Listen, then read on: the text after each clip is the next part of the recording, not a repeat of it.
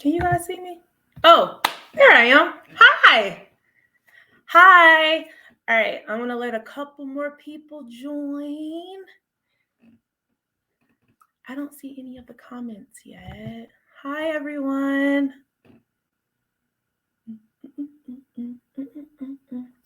How y'all doing? It's cold out here in Florida. I hope everybody not eating chili tonight. Y'all had that yesterday. And probably the day before.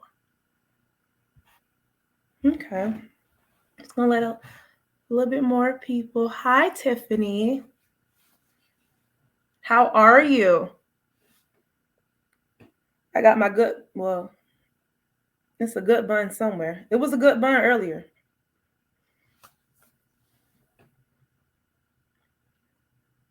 All right.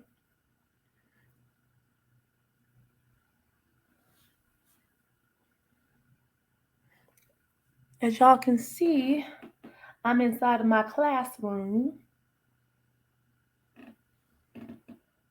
We got some colors, some shapes, some letters. All right, so I'm going to go ahead and start. All right, so hi everyone. My name is Tabri. I am an early childhood specialist. I have a degree in early childhood education. I am the owner of a small family childcare home. I've been in this field for 9 years, and I have seen the best of the best and the worst of the worst. I decided to pursue early childhood education because I feel like these children needed someone to advocate for them, and I feel like that's what I'm here for. And I'm here to also help adults. I don't like to use the word parents because I know some of these kids are not being raised by their biological parents. So I just use the word adult a lot. This podcast is to I want to be of a help, somewhat of a help to adults that are raising children, because I know that these children are something else. I work with them Monday through Friday from 8 to 5. So lots of different personalities. If you have multiple children, just a lot of things that adults have to do and have to be when it comes to raising children. So I'm just going to go ahead and get started with some of the topics. So the episode tonight is about understanding yourself and understanding your child. And when I say your child, I'm not just talking about preschoolers. I'm talking about grade school, middle school, high school, your college student. I can even be talking about your inner child. You know, there are probably some things your inner child went through growing up that you have to heal from, or you haven't healed from, or, you know, just things like that. I believe that a lot of adults are raising children from a traumatic aspect. Like, a lot of you guys have been through things in your own childhood, from the adults that raised you, and you're raising your children, you're repeating those things with your children. So I kind of want to be that person to have you stop and think about, you know, be conscious about how you're raising these children. I also want to debunk some of these myths when it comes to raising children. I want to also help use better language when it comes to describing these children. I know a lot of people like to describe children as bad, and that is the least, like, they're not bad at all. I promise you. When I start explaining, you'll understand more.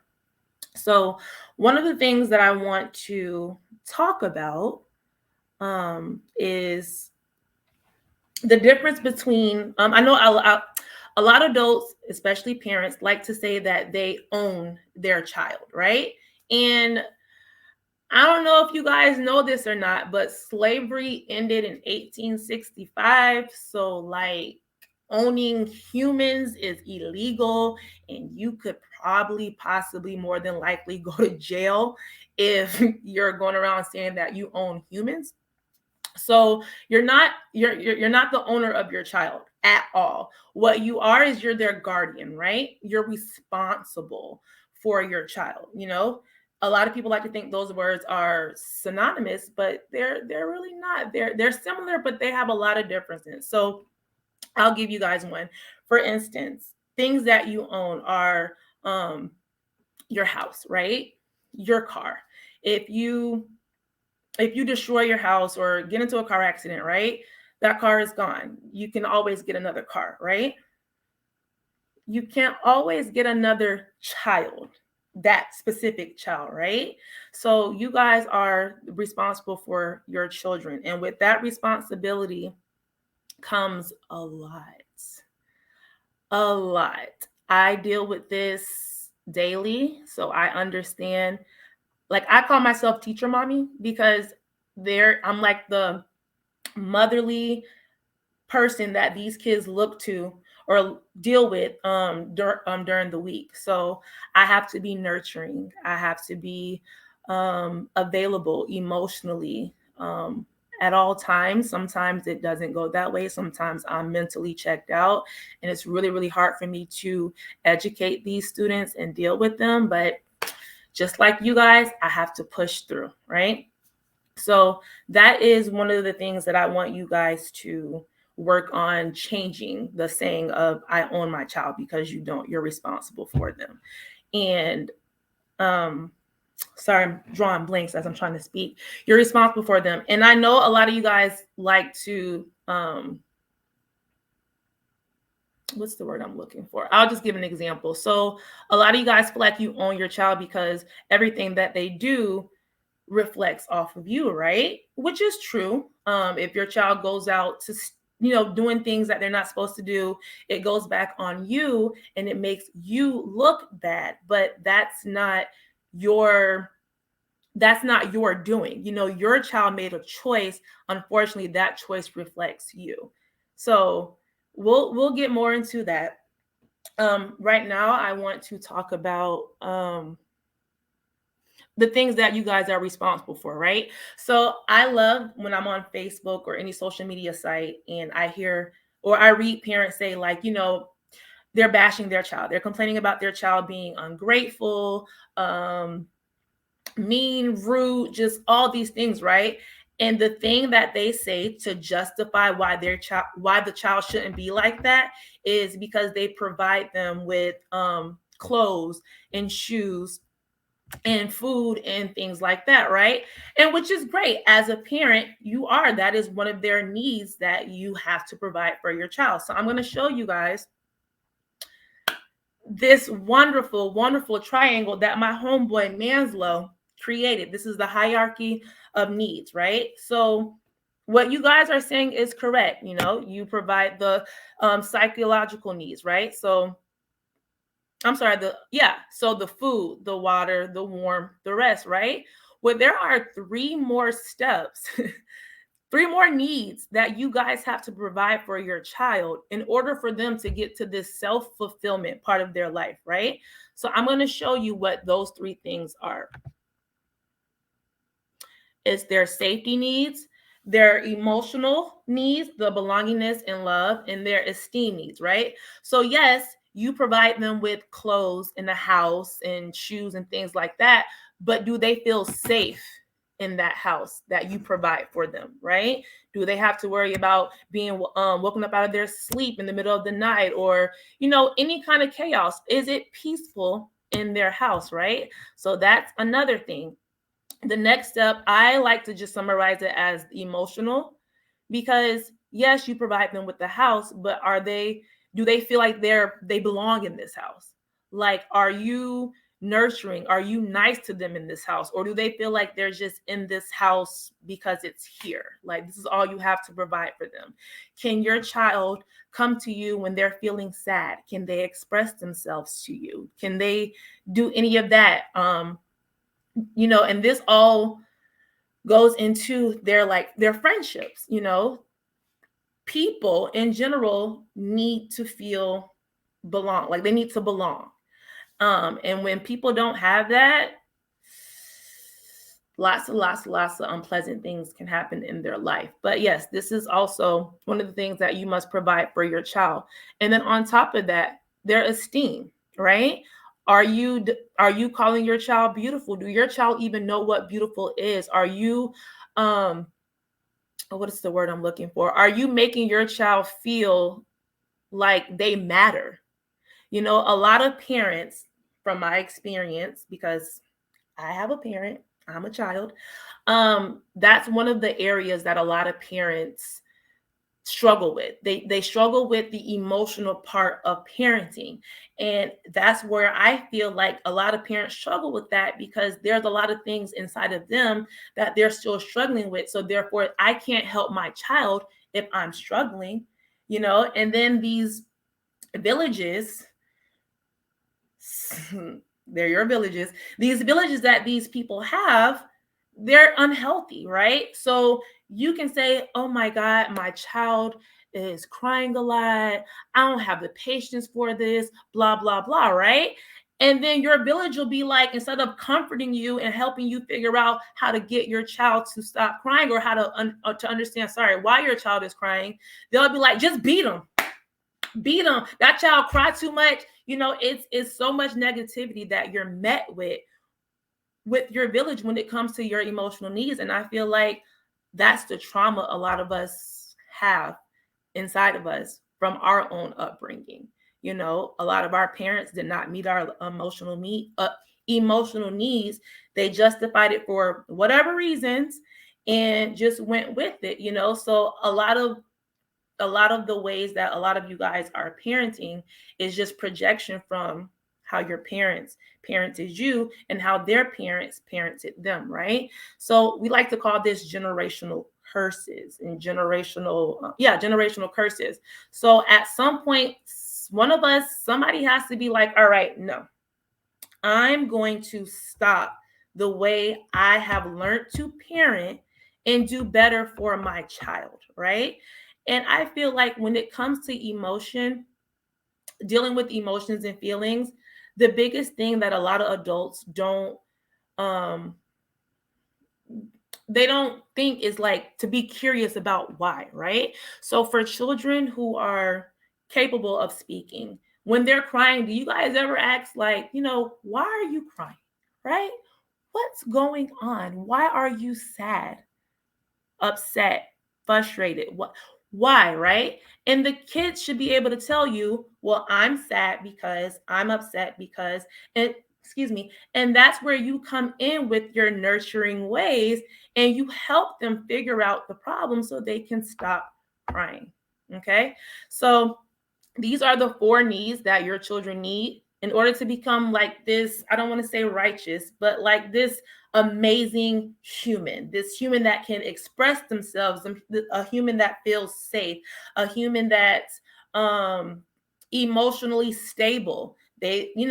Especially young boys, we'll talk about that in a minute, just a human that is fully competent of being a great, amazing person, right?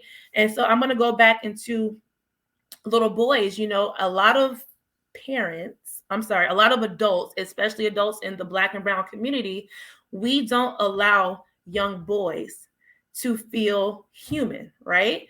At a young age, when they cry, it's hush, stop that crying, be a man.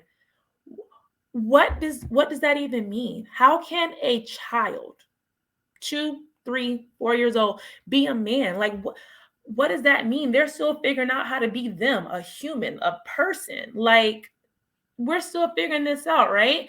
And just from my experience, I feel like that's why a lot of these young boys, they're they're angry. They're angry, they're upset, and that's why a lot of them are acting out and making poor choices, because the people that they needed to be there for them emotionally, they needed to feel that love, they needed all of that, let them down.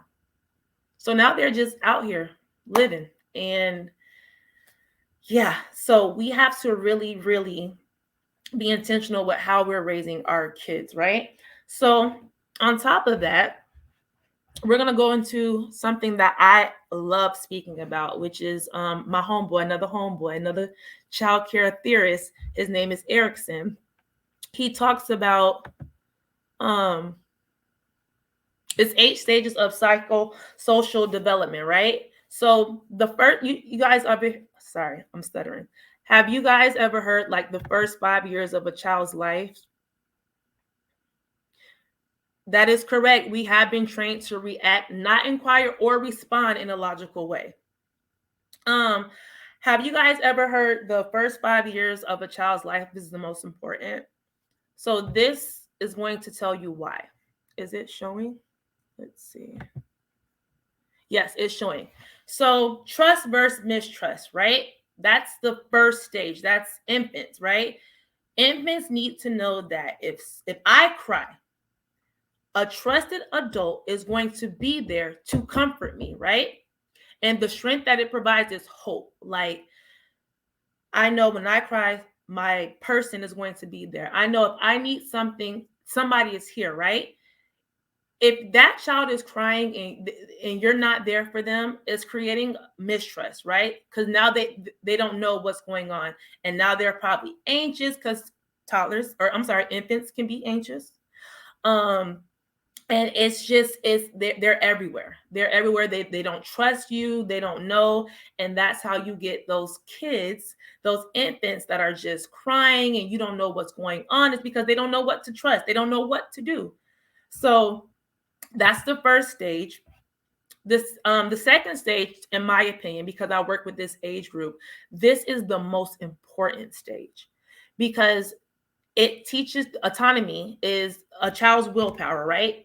A child can tell you no, make a choice, say no, and not be punished for it, right?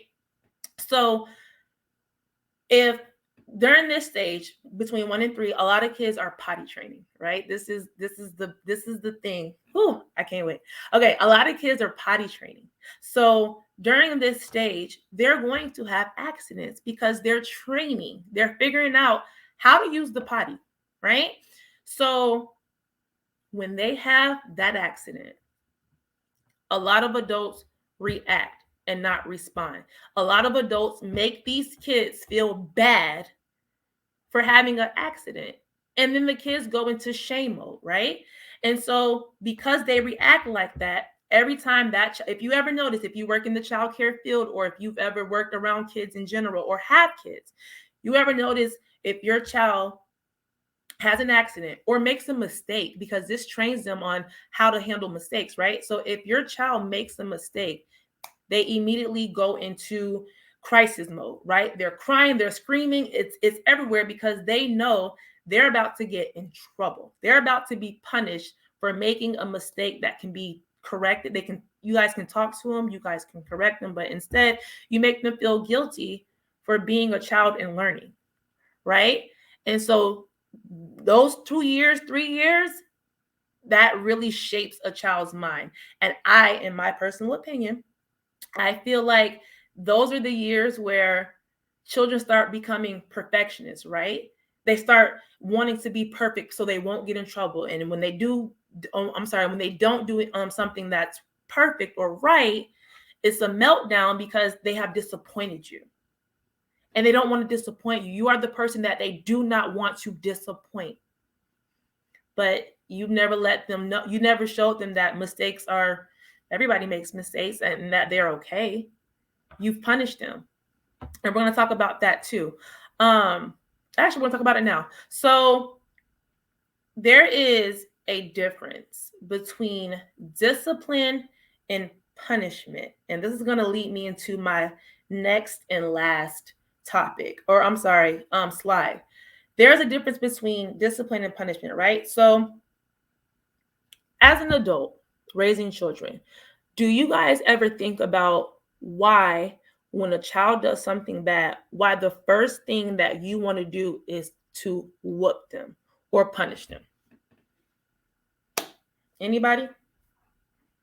Who taught y'all that? Where do y'all get that from, right? So for our Black and brown people, that dates back to slavery, right? We didn't do something the slave owner, our ancestors didn't do something the slave owners told us to do, we get whipped. They don't have the patience to teach us or anything like that. But do you think that those slave owners were having that same energy towards their kids? No, they probably were sitting down and saying, hey, look, this is what we do. So that is one of the generational curses that has been passed on from generation to generation to generation. Nobody ever, sorry, nobody, stuttering, nobody ever stops to think like, hey, let me take a step back, let me get myself together, and let me figure out how I can handle this situation in a different way. And for y'all that have those children that are immune to whippings or getting beat, do you guys ever think like, okay, so the whoopings are not working, what's next? What do I do next? You done beat this kid until they couldn't cry anymore. You done left whelps on them, and the next day they got in trouble again. You beat them again. The next day they got in trouble again. You beat them again. When does it stop? When do we stop, right? So I'm going to go into the last slide. I'm sorry, I forgot to show you guys this slide. I don't know if you guys can read that, but that's a better description on what's happening during those stages of development. I'll let that play out so you guys can read it or take a screenshot or anything like that. And we can just keep talking about, I'll keep talking about parenting, right? Because there are many different styles of parenting, but there are only 4 that we discuss in the childcare field. And there are really only 2 that people are doing.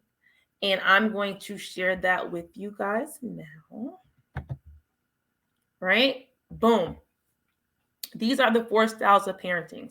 Where a lot of you guys are at is you're at the authoritarian stage, right? And we want to get you guys to the authoritative stage. So as you guys can see, the authoritarian stage is basically, if you guys watch the movie Matilda, it is the Wormwoods and Miss Trunchbull. Kids do not have a say-so. We do not care about your feelings. You are a child. Stay in a child's place. Your feelings don't matter. Like, I'm the adult, right? Listen to my rules or get punished.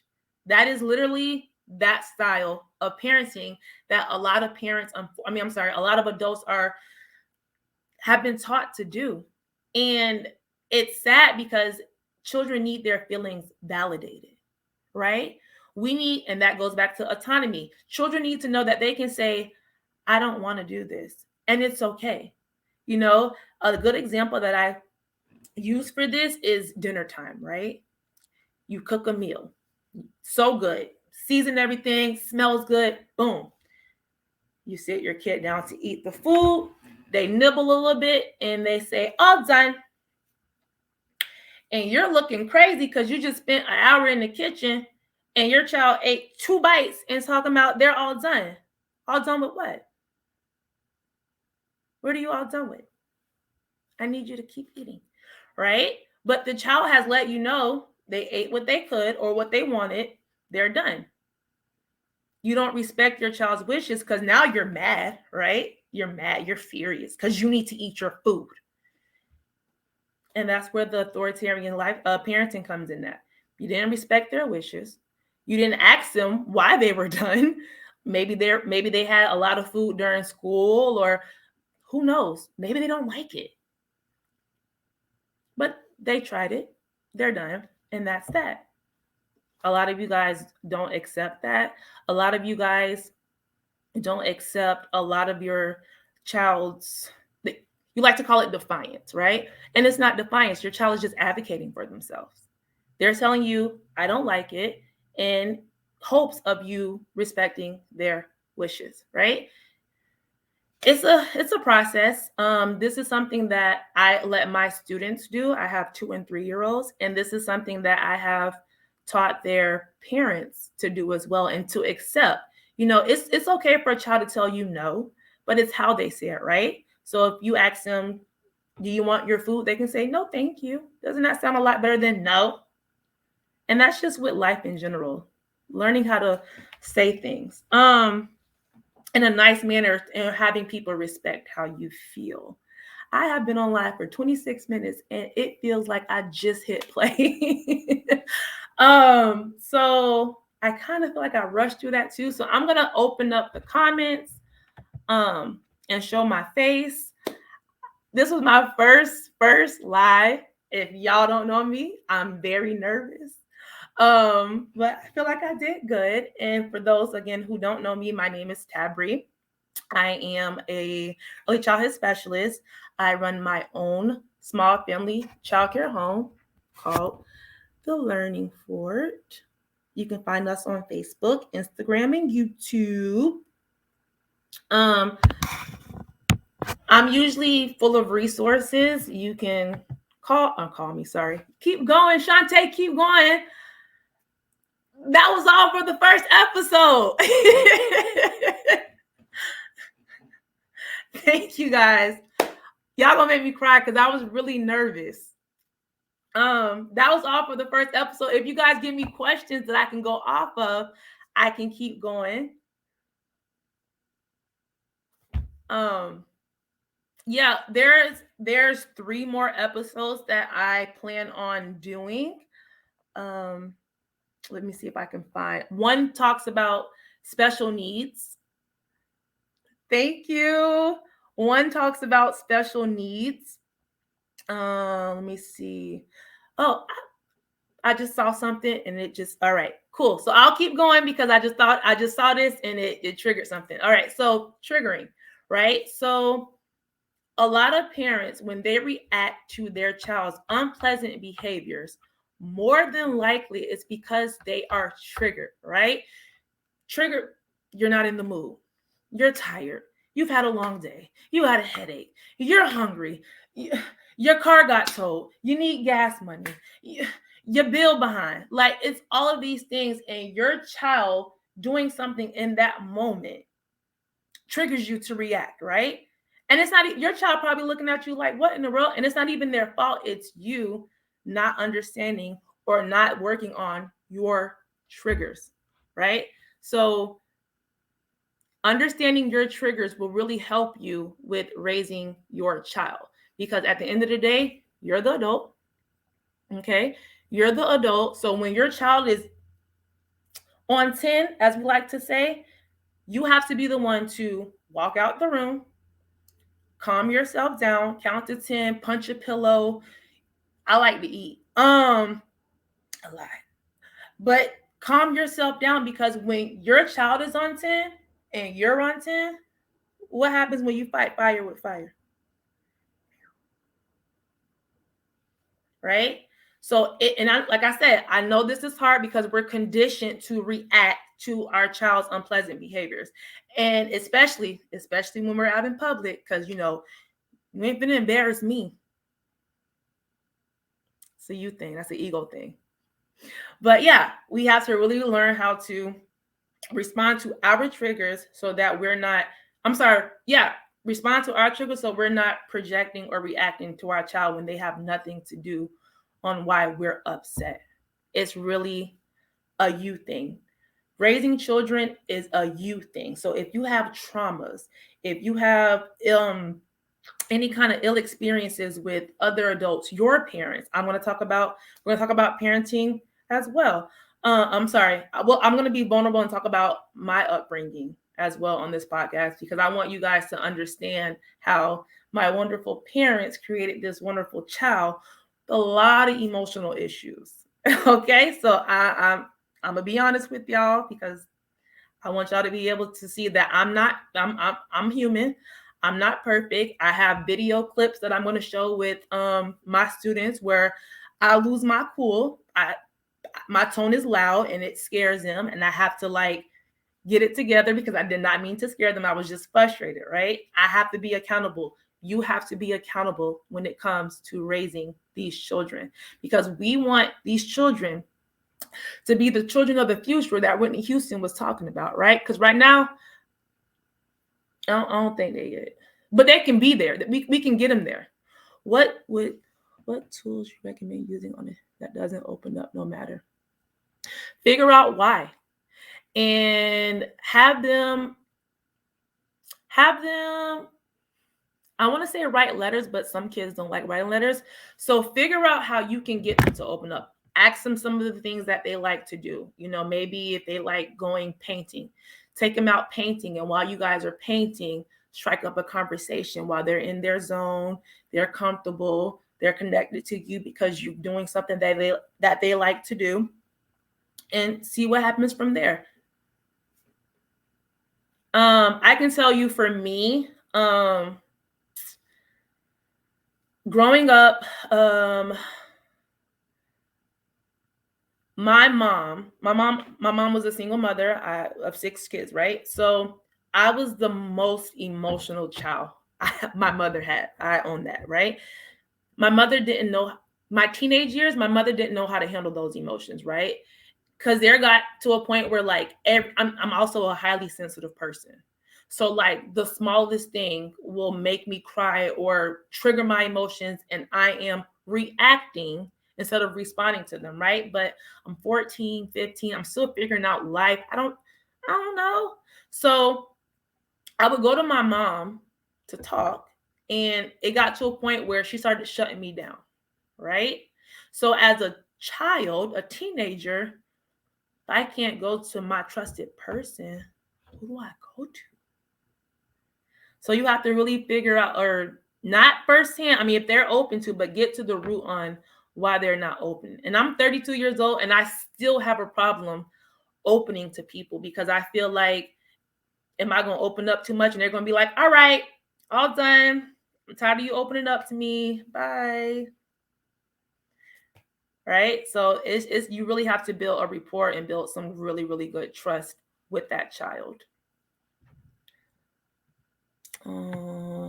And I can show you guys, hold on, let me go back to this, right? So teenagers go through the adolescent stage, right? Or the 6 to 11-year-old stage, right? So that is stage 1, 2, 3, 4, 4 and 5, right? So a lot of teenagers go through a stage where they don't know who they are, right? Who am I? Who am I? A lot of teenagers also, and I was one of these teenagers, I went through a stage of, I really don't know who Tabri is, right? It got, as you see, I have a really loud, deep voice, so to speak. So growing up, I was told that I sounded like a man, right? So I'm not a man. I don't want to sound like a man. So I taught myself how to be more acceptable, have my voice be more acceptable. So if anybody knows me, they know I use this voice right here, right? And it's just like the most preppiest voice ever. But I would rather use this voice instead of using my normal voice, my natural voice, because I would rather for people to think I'm just like a preppy woman instead of a man. So that was also something that I dealt with growing up, and it made me shut down. I'm gonna go back to this. A lot of teenagers as well are also going through puberty. Okay, so I actually made a Facebook status about this, especially for young girls, right? Young girls, when they start developing, it's not met with nurturing, it's not met with understanding and compassion. It's not met with that. A lot of young girls, when they start maturing, it's met with negativity. Their cycle starts. It's, oh, now you grown, you're gonna be out here doing X, Y, and Z. And it's just like, bro, I just started bleeding. I don't even understand like why this happening. And then I don't know. And then now I got boobs growing. Like, I don't know. And instead of like helping me through this stage, you're shaming me, right? And that is also something that I dealt with growing up, being shamed because it was my time to mature. So yeah, that's a good question. You're welcome. Are there any more questions? I like answering questions, y'all. Put the questions on. Let me see if anybody got some more questions or if I missed anything.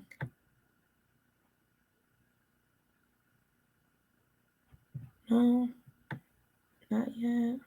No. Also, if you do think of any questions, you can go to my Facebook page, The Learning Fort, and you can send me a message, or you can visit the website, thelearningfort.org, and you can send me a message, and I'll get back to you at my earliest convenience. I am a person that is full of resources.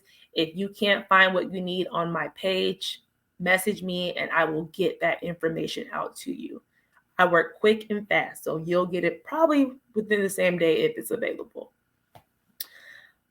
Yes, create a space. Talk about anything. It's over, but it's like whatever. So girls are emotional. Boys are, and this is from experiences with my brother. So like when boys become teenagers, right? They call it smelling themselves, right? They beat them chest. It's the man of the house. It's this testosterone, this masculinity. It's just like, what is happening? What is going on? So you have to think for your nephew. Is he being talked to at home? Does he have people that he can talk to about his issues? Does he feel safe? You know, when people don't have their needs met for such a long time, they withdraw themselves. And they isolate themselves, and they don't trust anybody. They don't want to be bothered. It's just, you said you got a teenager. It's just them, their hoodies, and music. Like, that's it. So you have to really provide that safe space for him so that he can talk and you can figure out how to help him. My brain, this is the ADHD brain, by the way. My brain. So let's talk about shaming children, right? Have you ever had a child cry and the first thing you ask them is, what's wrong with you? Right? That's such a negative question to ask a child, because say they're crying because they miss their mom, right? And you're asking them, what's wrong with you? In their mind, they're going to think it's wrong for me to cry because I miss my mom. So instead, you can change it up and say, what's happening? What's going on? And that's going to allow them to break down and really talk to you about whatever they're going on. But when they're met with what's wrong, oh, nothing. Even if it was nothing, don't worry about it, because I see right now, you're not going to help me. You sound like you got an attitude. What's wrong? Just sound like an attitude. What's wrong with you? That don't sound helpful at all, and compassionate. None of that. Lacks all of that. All right. Any more questions? I'll give it like a couple more seconds. This wasn't as bad as I thought it was going to be. I'm happy y'all told me to do this, because I was going to keep postponing it. I ain't going to lie. All right. Well, thank you for joining. Remember, it's not your child, it's you. And until next time, I'll see you guys later.